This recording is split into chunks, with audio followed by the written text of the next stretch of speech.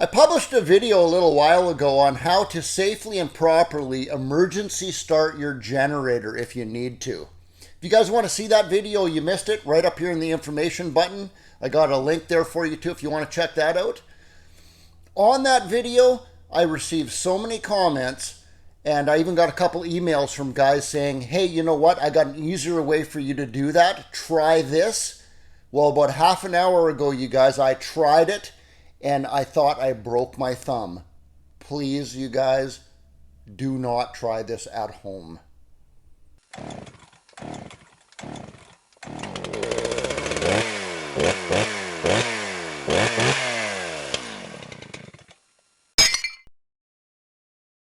Hey guys and girls, welcome back to Steve Small Engine Saloon again. Thanks for tuning in.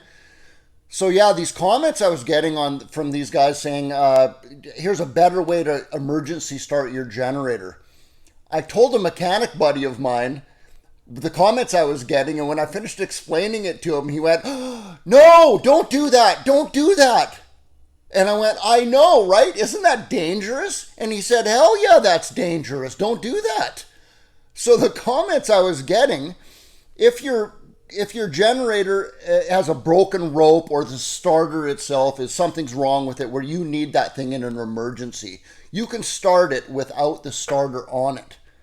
So the comments, the suggestions from these guys were, take that starter right off. And yeah, I agree with that. Take that starter off. And then take your cordless drill, because there's a nut on the inside of that flywheel right there. Instead of doing what I show you on that other video, they're saying just take your cordless drill, put the proper socket on it, and put that on there and spin the drill. Well, I tried that half an hour ago, and man, my thumb still hurts. Because when it started, it kicked back and it ripped the drill right out of my hand. First of all, I went, ouch.